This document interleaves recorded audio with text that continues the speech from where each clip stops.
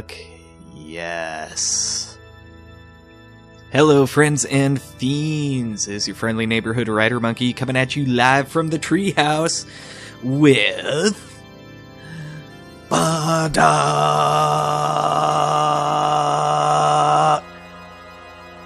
the best Final Fantasy game ever. Now, I know there's gonna be a few people out there that are like, but 7 though, fuck you. Okay? Not really. Final Fantasy VII is an excellent game, but this game does it better. The music's better, the writing's better, the characters are better, the villain is way better. Sorry, Sephiroth fanboys. But, I mean, come on, how can you argue that? How can you argue that this game isn't amazing? Because it totally is. Okay, so, primer, for those of you who don't know, this is clearly, by the title, the 6th Final Fantasy game. See right there. However, it's only the 3rd one that came out in the United States. And I am going to be talking over the plot a little bit here, even though the plot is fantastic. I'll shut up for the music for just a second, though.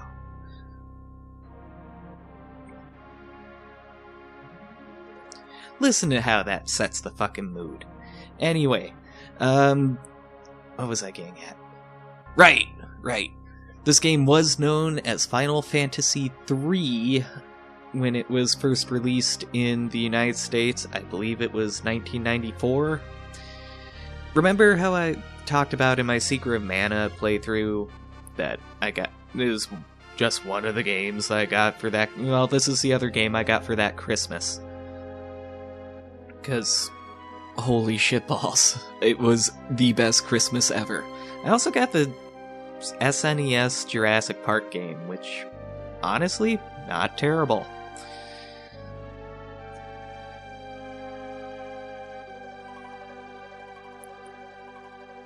Okay, so we're going to meet some characters here.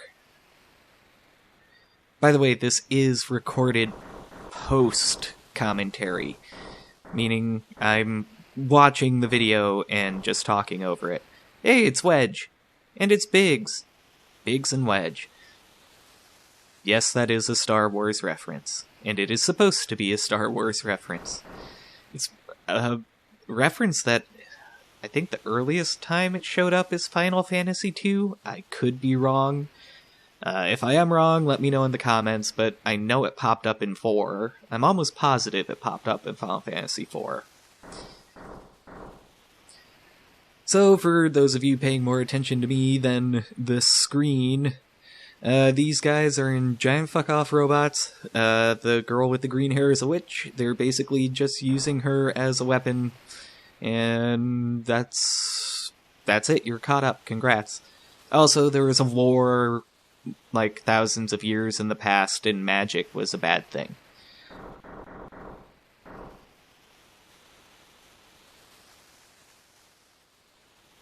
So we stomp off to the south, even though we're supposed to be heading to the east, and we get treated to an actual, honest-to-God, cutscene. Back when this game was first released, it relied very much on Mode 7 graphics, which is this thing that the Super Nintendo could do that would make a 2D set of graphics look 3D, kind of by like tilting the perspective and stretching and such. The other things Mode 7 would be used for is like let's see, I think it was Yoshi's Island, Super Mario Bros. 2 Yoshi's Island. All the spinning and the stretchy sprites and stuff, that was also all Mode 7. And this wasn't my first experience with Mode 7. That would be Super Star Wars. Because Mode 7 is what they used for, like, in Super Empire Strikes Back, when you're flying the Snowspeeder. That's all Mode 7. Or Okay, really, that's the only good Mode 7 level I can think of, but that's beside the point. Back to this game. This was the first RPG with an actual story that you could follow that I played, ever. I mean, I beat Secret of... Well, you guys saw me beat Secret of Mana for the first time, but I played a lot more of that at first as a kid, because it was a lot easier for me to wrap my head around. Because you were just some guys running around, stabbing shit. This has very complicated plots of... There's politics, there's magic, there's backstabbing and alliances, and I think it has, 16 playable characters? It was a lot to keep track of. And we're walking, and we're walking, and we're walking, and we're still walking.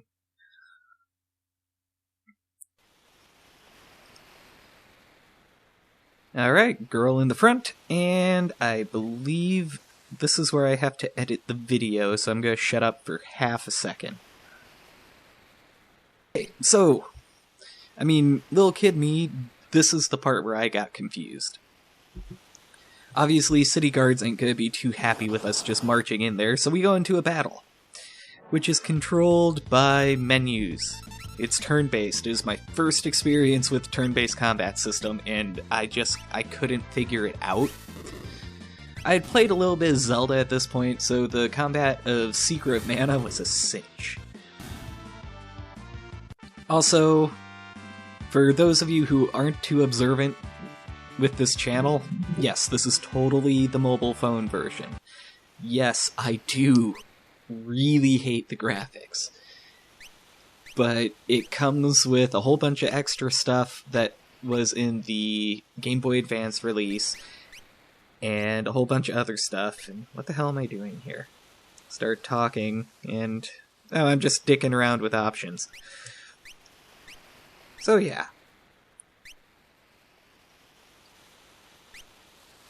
Oh right, I forgot, they added 8-direction movement. Back in the original release days, it was only 4 directions, so up, down, left, right. None of that diagonals bullshit. And also, should probably talk about our giant mecha weapons of doom. They're called Magitech armor.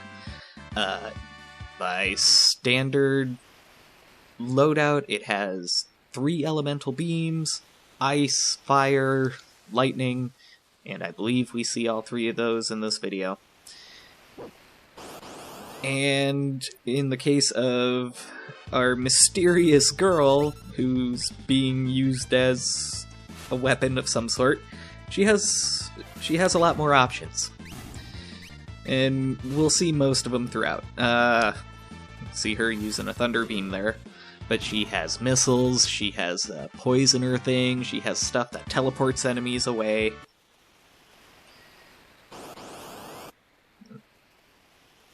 She's kind of a badass, is what I'm getting at. But right now, we are just stomping through...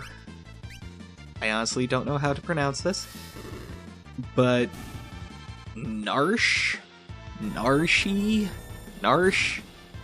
Through this town. We were stomping through this town trying to make it to the mines, because... back when there was a war, magic bad, there were these magical beings called espers, and apparently they just found one. So naturally, the local empire is very, very interested. Oh, and this is something else that I thought was kind of neat. I don't remember it happening in earlier... well, I think it happened in 5. But I don't remember for sure if it happened in 4. It's these pincer attacks where they put you in the middle. Basically, it's like, oh, guess what? You're in one of these sorts of fights, you're gonna get your ass kicked. I mean, really, at this point in the game, not a big deal. But once we get further on, past spoiler territory, it can get irritating. Also, for the record, the reason I'm doing this game specifically is because one of my good friends has never played it, and she's not, like, huge on video games, but this is one of those things that, if it wasn't a video game, I know she would like it, so no fucking spoilers, guys. Just throwing that out there. Yep, and there's the big poison cloud thing I was talking about earlier.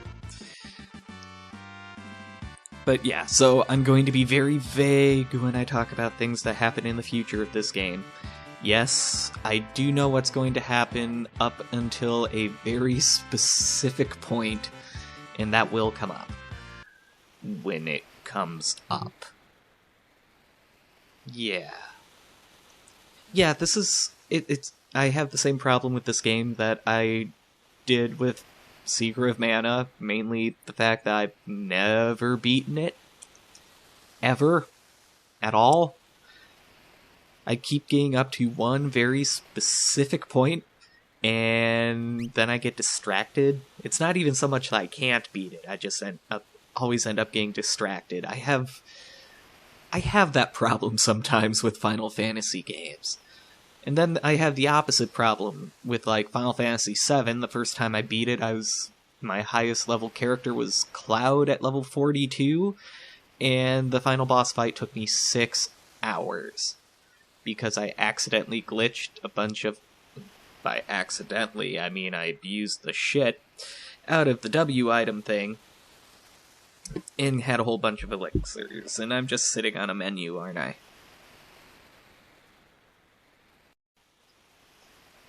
Alright, and we are back. Note to self, edit these videos down before you record the audio, because otherwise you look like a fool. Oh yeah, shiny star thing, those are save points. This is, I think, the only optional tutorial I actually go through. And speaking of tutorials, oh boy, do we have something interesting coming up now. Yeah, save game on the overworld map, blah blah blah blah blah. For some reason I thought you could go in that cave. You can't. At least not in your armor. Okay, so check this shit out.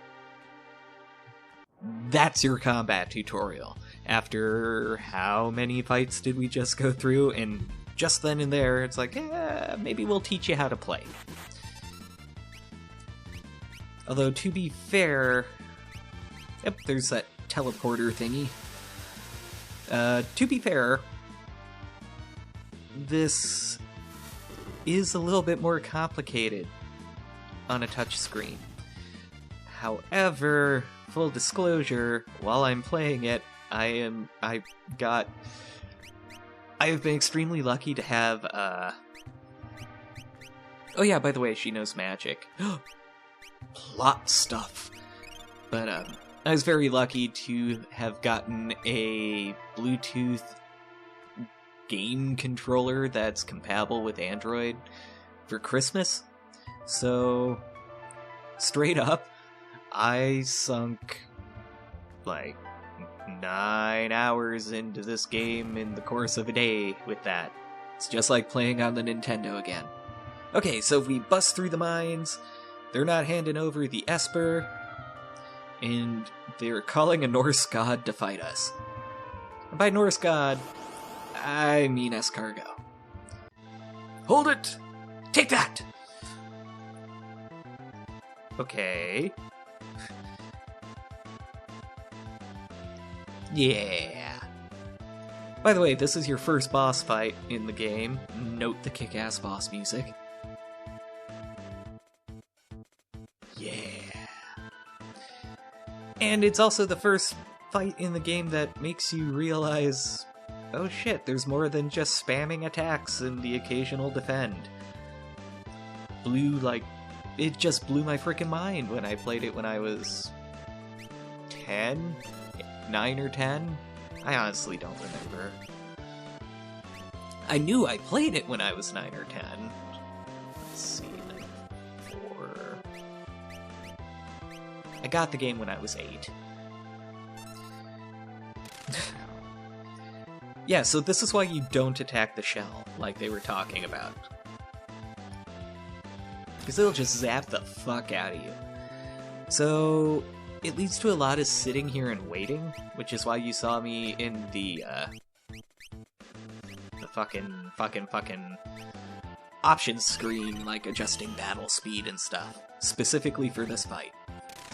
But the strategy that works best, I find anyway, is to spam Magitech missiles with your party leader, and then just kind of go nuts with the other guys, have them use Healing Force to keep your HP up, and then you just kind of wait. I might actually skip to the end, because the end of this fight, just because it kind of goes on for a little bit. So, I'll see you guys in a second.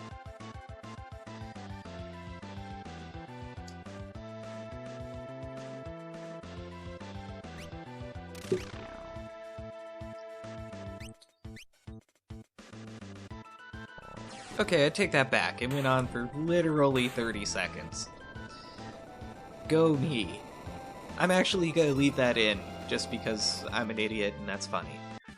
But we win! Yay, fist pump! Alright, so we make it through! And... by golly... it's a thing! It's a frozen Esper.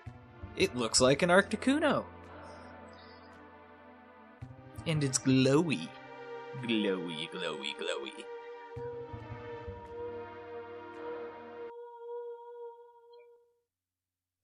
Okay, and in this scene, you guys are going to realize I am absolutely fucking terrible at keeping my thumb from just mashing through shit, because I read super fast and I know this script back to front.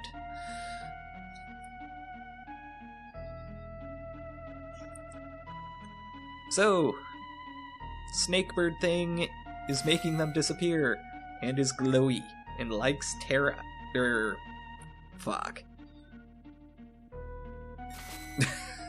And likes... party leader. I might have to go back on the audio and see if I can bleep that out. Yeah. Nah, we're getting to the point where it comes up anyway.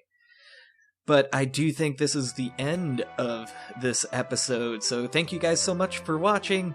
I will see you guys next time with some more Final Fantasy VI.